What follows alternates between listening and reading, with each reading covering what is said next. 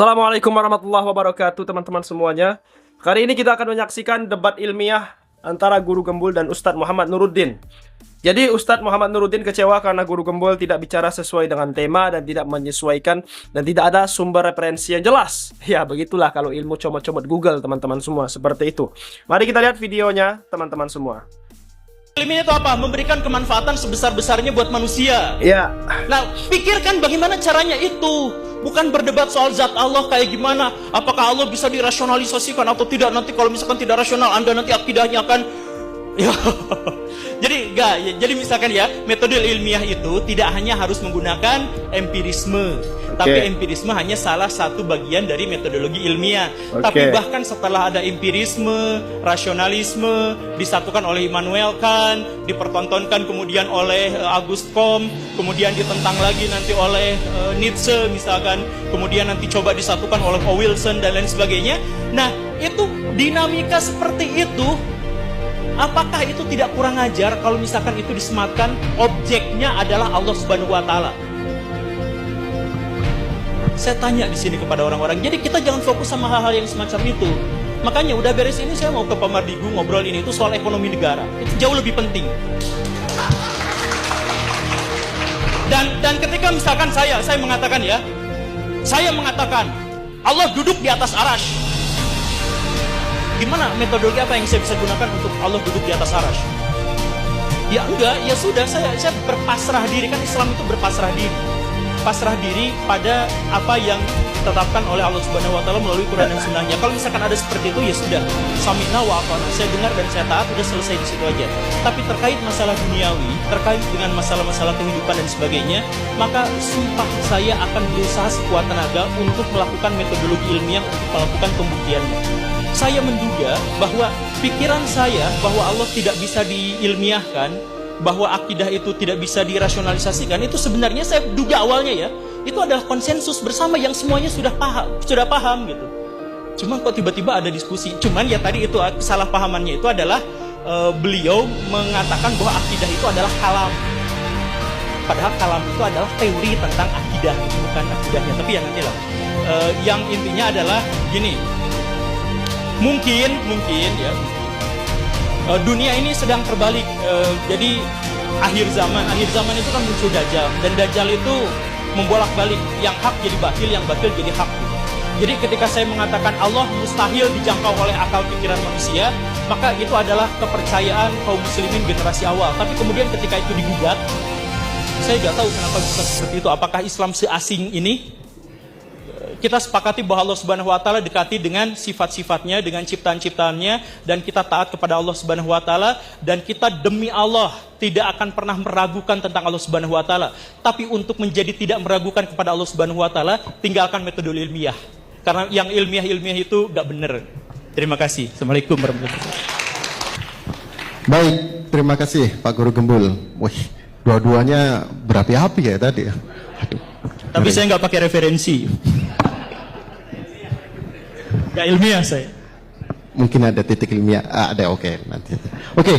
Selanjutnya ada sesi tanggapan dari masing-masing narasumber. Jadi kurang lebih sebenarnya tadi sudah terjadi bahwasanya dari Pak Nuruddin merespon Guru Gembul dan Pak Guru Gembul merespon Pak Nuruddin. Nah, saya kira kita akan kasih waktu 10 menit untuk saling merespon. Nanti setelah itu ada sesi tanya jawab dengan kawan-kawan peserta, satu termin saja. Jadi ada sesi tanggap dari Pak Nuruddin ke Pak Guru Gembul. Silahkan, 10 menit. Terus saya sangat kecewa pada kesempatan kali ini.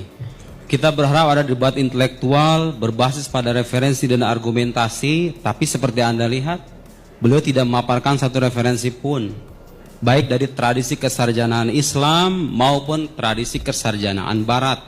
Saya belum memaparkan semuanya, hadirin. Jadi saya agak kecewa ketika beliau menyimpulkan, itu kan dasarnya teologi. Loh, saya ini baca buku filsafat, sekolah jurusan filsafat 9 tahun. Mohon maaf Pak Guru Gembul, jangan sembarangan mentang-mentang bahasa Arab terus teologi begitu. Enggak. Kitab yang saya kutip itu judulnya, saudara-saudara sekalian, Falsafatuna, filsafat kami. Itu buku filsafat. Beliau bicara panjang lebar tentang kita harus memerhatikan yang lebih penting. Tentang bicara ekonomi, politik. Siapa yang mengingkari sih? Kalau pembicaraan kayak gitu penting, siapa yang mengingkari? Likulli maqam maqal. Setiap makom itu ya ada perkataan yang pas. Kita lagi debat masalah ini, yang gak usah bicara panjang lebar kemana-mana gitu loh. Itulah pentingnya belajar ilmu debat, saudara-saudara sekalian. Biar Anda tahu bagaimana caranya memposisikan mahal niza. Ini namanya mu'allil, ini namanya sa'il, ini klaim, ini bantahan atas klaim. Beliau tidak mengklaim sama sekali apa yang saya paparkan tadi. Hanya bicara panjang lebar ke sana kemari, tidak tanpa menyinggung jantung persoalannya. Saya tadi mengatakan, ini kita lagi bahas akidah Islam itu bisa enggak dibuktikan secara ilmiah. Dari tadi saya ngomong itu, Pak. Jangan dipotong, jangan dipotong. Jangan dipotong. Kita bukan netizen, mohon maaf. Kita lagi belajar jadi akademisi gitu loh. Tolong kita jaga adab intelektual ya. Nanti ada Bapak sendiri ada bagiannya. Kemudian beliau bicara tentang Al-Ghazali. Al-Ghazali katanya bertobat dari ilmu kalam. Pak, coba baca langsung bukunya. Perlu nggak saya bacain Al-Munki bin Abdullah? Betul, harus. Kasih saya satu ungkapan Al-Ghazali mengingkari keabsahan ilmu kalam secara metode keilmuan. Al-Ghazali imamul mutakallimin. Al-Ghazali imamnya para teolog gitu loh. Nah, lihat sini. Ya, beliau bicara nggak pakai referensi kan? Saya bicara referensi. Beliau tadi mengatakan zat Allah itu tidak bisa diketahui. Pak, dari dulu para teolog udah mengatakan begitu. Jangankan para teolog, Nabi pun nggak tahu hakikat Allah itu. Dan itu tidak mengenai keagungan Nabi loh ya. Kenapa? Karena kalau hakikat Allah itu diketahui, Allah terbatas dong kalau begitu. Betul. Jadi semua teolog sepakat hakikat Allah itu tidak diketahui. Tapi itu tidak berarti menghalangi kita untuk memahami dan mengenal Allah melalui sifatnya. Berdasarkan metode rasional yang kita pahami dan wahyu yang terpercaya. Iya, betul. Oke, beliau nggak pakai referensi kan? Saya pakai referensi. Dari mana itu ungkapan? Oke, ini namanya kajian ilmiah kayak begini nih. Referensinya jelas gitu loh. Beliau dari mana referensinya? Saya juga nggak paham. Oke, lihat nih Al-Amidi mengatakan. Jadi zat Allah itu memang iya hakikatnya nggak bisa diketahui. Nggak usah panjang lebar mengatakan begitu. Iya. Summa tasawwur syai', penggambaran terhadap sesuatu, saudara-saudara sekalian, taratan yakunu bi tasawwur dzatiyatihi, terkadang digambarkan dengan esensinya, wa muqawimatihi, dan pembeda-pembeda diferensinya gitu kira-kira ya, esensinya ingkana murakkaban kalau dia tersusun. Iya. Ada genus, ada diferensia gitu kan, Anda belajar logika kan? Kadang manusia, apa itu manusia? Hayawan natik, rational animal. Hewan yang berpikir. Itu tuh, kadang-kadang begitu tuh. Wataratan bitasawur khawasihi walawazimi. Terkadang penggambaran sesuatu itu digambarkan dengan kekhasannya, sifat-sifat khasnya. Walawazimihi dan konsekuensi-konsekuensinya. Wasawaun kana murakkaban aw basitan. Lakin dzat wajibul wujud, tetapi Allah Subhanahu wa taala wajibul wujud basito. Dia tidak tersusun. Karena itu enggak ada genusnya, enggak ada diferensianya. Ghairu murakkabah kama yati fatasawwuruha la yakun bitariqil awal bal bitsani. Jadi mengetahui Allah itu tidak dengan esensinya, tapi dengan cara mengetahui kekhasan sifatnya, konsekuensinya. Coba. Kalau Allah itu menciptakan alam semesta ini, masa dia nggak berkuasa sih? Dia berkuasa dong. Ini rasio kita mengatakan begitu loh. Dan agama datang dengan teks yang mengatakan Allah Maha Kuasa. Itu mengenal Allah dengan sifatnya, bukan dengan zatnya. Nggak ada teolog itu sepanjang zaman mengatakan kita ingin menyampaikan hakikat Allah. Enggak. Kita ingin menyampaikan awal wajib alal insan, kewajiban pertama bagi manusia itu mengenal Allah. Kalau beliau kebalikannya, Allah nggak bisa diketahui, ngomong panjang lebar ke sana kemari. Loh, teolog di mana-mana ngomongnya begitu. Kewajiban pertama itu mengenal Allah. Pak, betul kemajuan saintifik itu penting, tapi kita kan akan mati loh. Kita ketemu Tuhan loh. Anda kalau nggak percaya Tuhan sejak di dunia, amal Anda bisa sia-sia loh. Anda harus punya pemahaman yang benar tentang Tuhan itu. Makanya kita berdebat nih, Tuhan tuh ada apa enggak gitu loh. Iya, betul. Kalau dia ada, bukti ilmiahnya apa? Itu pertanyaan rasional. Bagaimana Anda meyakinkan orang atas bahwa Tuhan ada, kalau Anda tidak bisa membuktikan, tidak punya metode ilmiah yang bisa diuji bersama-sama. Bisa diuji loh bersama-sama, metode rasional itu. Dan beliau tidak memaparkan kritik sama sekali, gitu ya.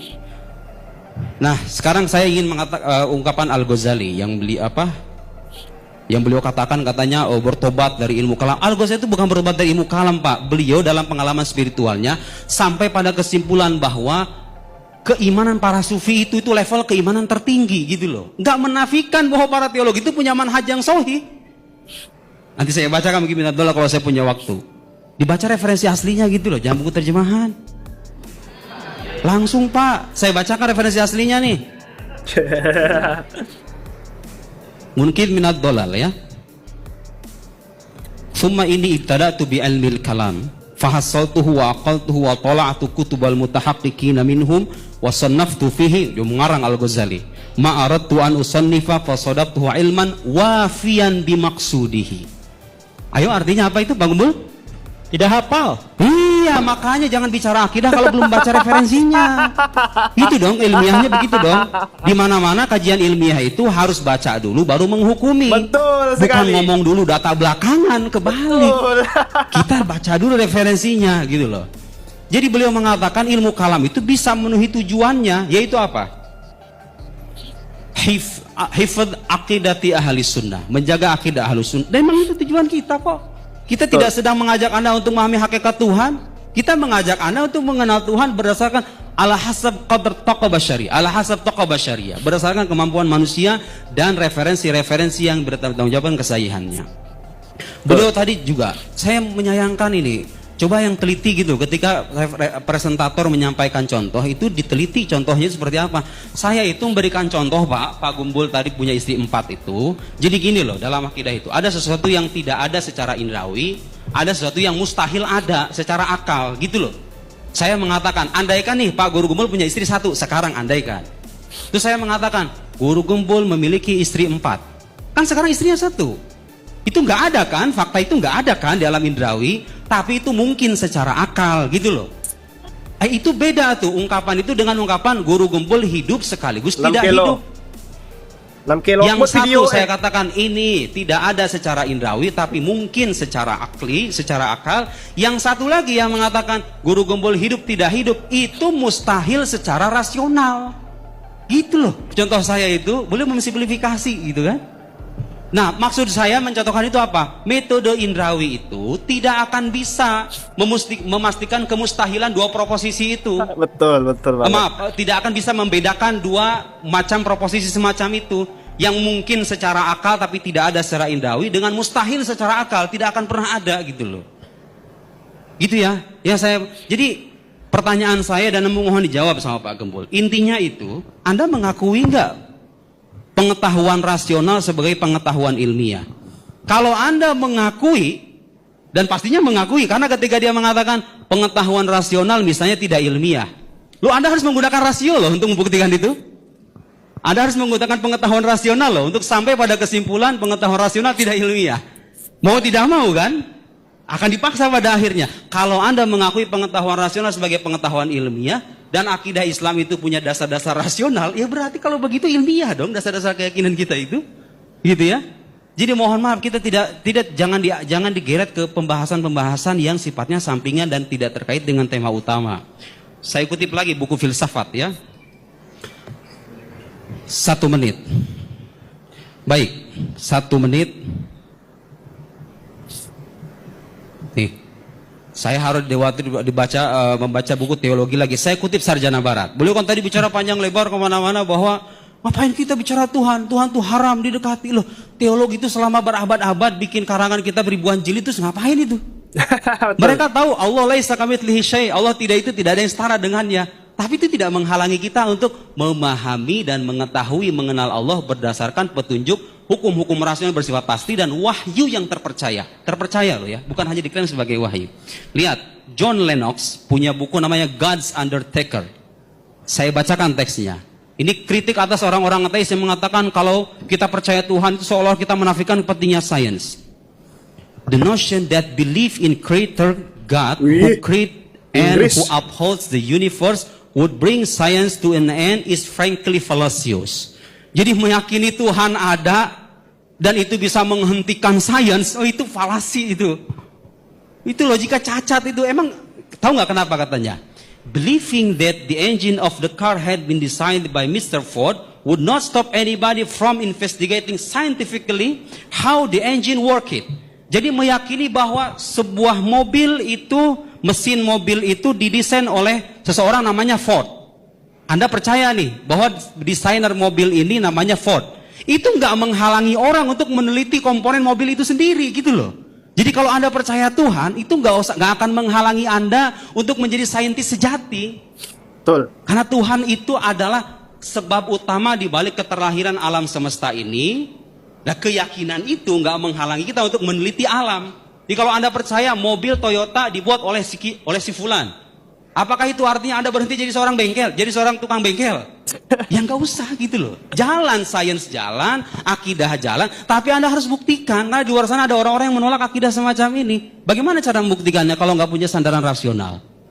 Mereka nggak percaya Quran, nggak percaya hadis. Satu-satunya jalan untuk membuktikan dan meyakinkan mereka secara rasional itu adalah hukum akal. Nah, sayangnya beliau tadi bukti itu Anda mengatakan Tuhan itu nggak bisa diindrawi, hanya bisa dengan rasional. Buktikan sekarang keberadaan saya secara rasional. Ya, Anda gak usah dibuktikan secara rasional. Indra saya sudah memastikan keberadaan Anda. Itu namanya qiyas ma'al farik gitu loh. Allah mau wajibul wujud ghairu mahsus. Allah itu zat yang wajibul wujud yang tidak terindra. Beliau terindra. Sudah? Oh, bisa disamakan. Ya, Oke. sekian. Baik. Terima kasih. Luar biasa jawaban dari Ustadz Nuruddin ini teman-teman semuanya ya. Oke, sekian video kali ini. Jangan lupa subscribe MPH Channel. Terima kasih. Assalamualaikum.